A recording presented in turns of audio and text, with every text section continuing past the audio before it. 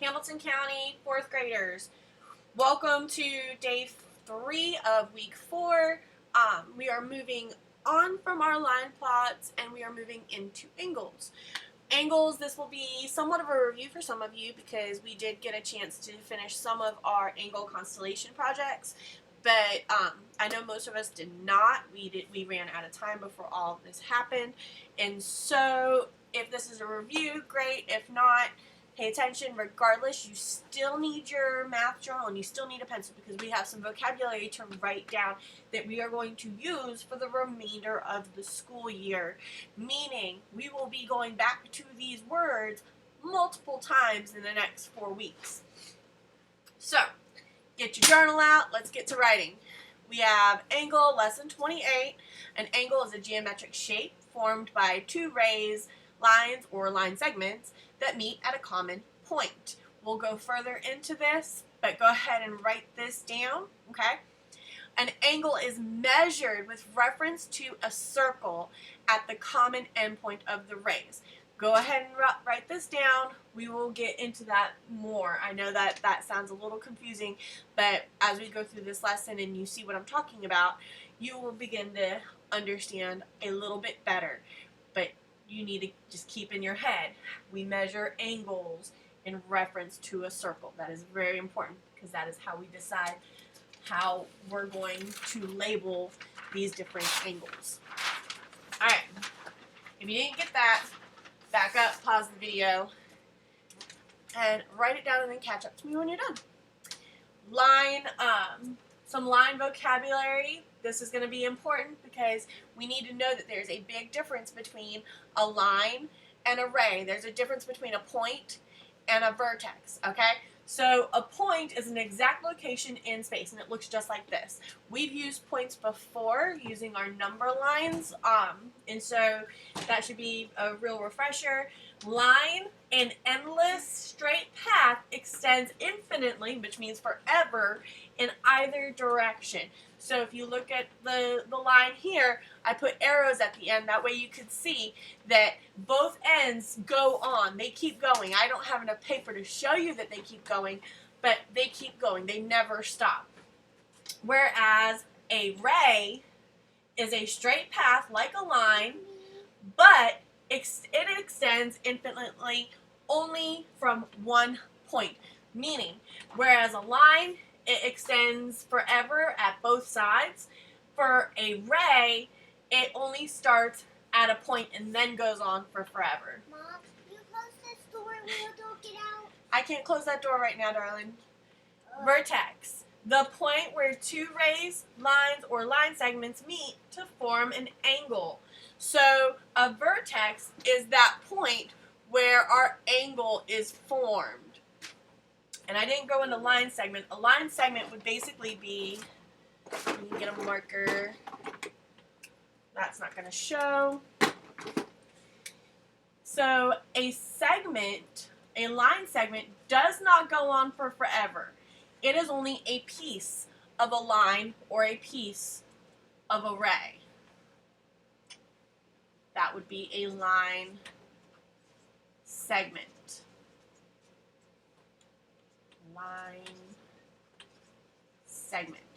So go ahead and pause the video, get those wrote down. Let me see if I can't give you a better picture of it. I know some of you had said that the anchor charts were hard to read in the other videos. So I will give you a moment. Get that jotted down. Pause the video if you need more time. Alright, so we know that there are 3 types of angles. Oh no! Anchor charts everywhere! Come back. It's not funny. I don't know if you guys can hear, but I'm talking to my 4-year-old. He's in the office. Alright. There we go. So, 3 types of angles. We have right angles that look like a square corner. You can also form a right angle by just making an L with your hand.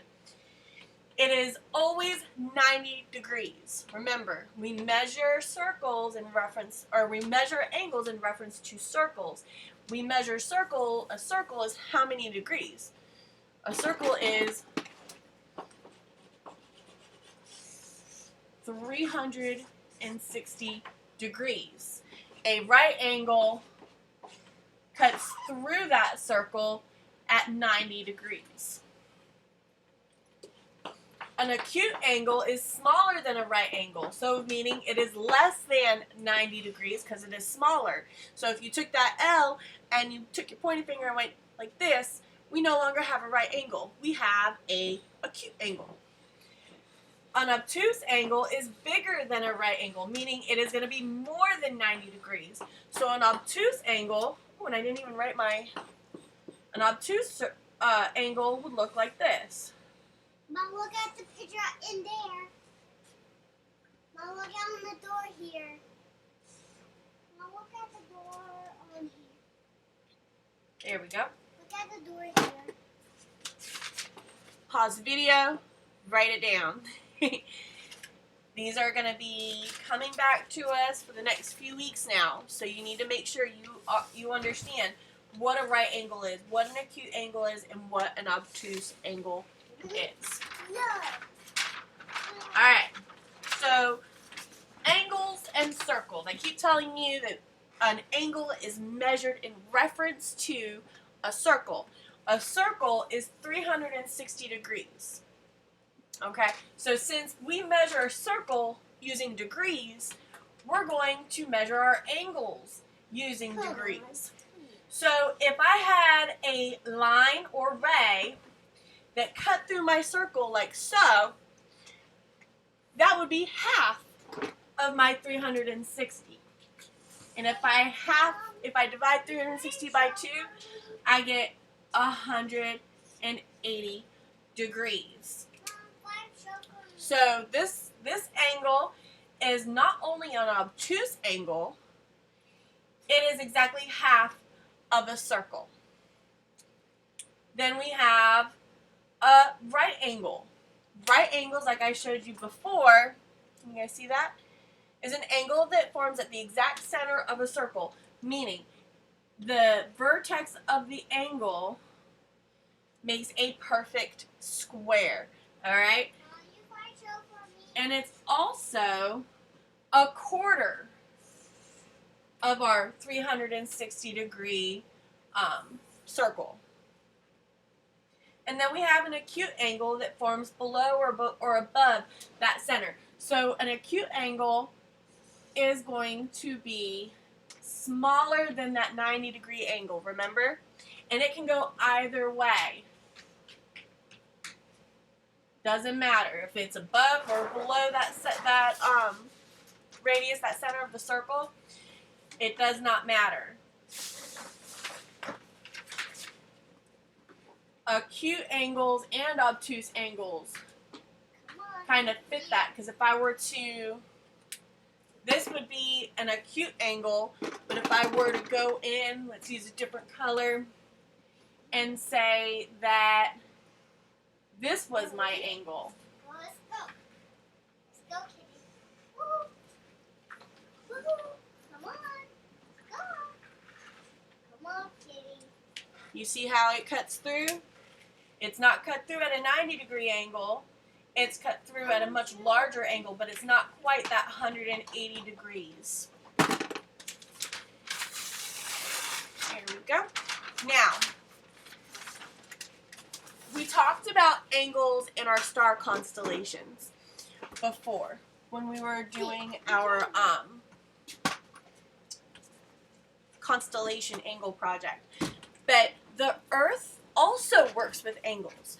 Did you know that our Earth, let me finagle, I knew I had blue, hang on, I just got some new, let me turn that off. I just got some new markers in so I have some new colors to work with. I just want the blue. Just want the blue.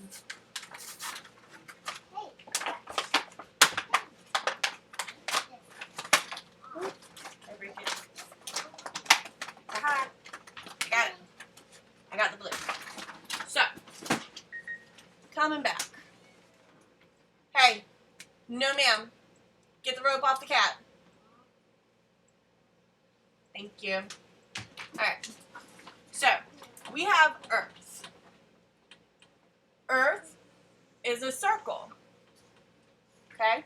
Now, Earth rotates, meaning it goes around and around and around. And it rotates on what we call an axis. Okay? And as the Earth rotates, the angle of the axis changes. And what happens when the angle changes, let me get my yellow for my sun. Woo, almost lost it. I'll put the sun over here. Woo. What happens is the sun only gets to certain parts of Earth during certain times. It's what gives us our night and day, but more importantly, this angle that the Earth is tilted at gives us our seasons. Like right now, our season is spring. So the angle of the Earth is going to look like, what did I do with the blue? There it is. So here's a much bigger Earth. Our angle is actually going this way right now because we are in springtime, meaning we are getting closer. Like imagine, y'all gonna forgive me because I'm not used to drawing maps. So like this would be the polar maps, and then this would be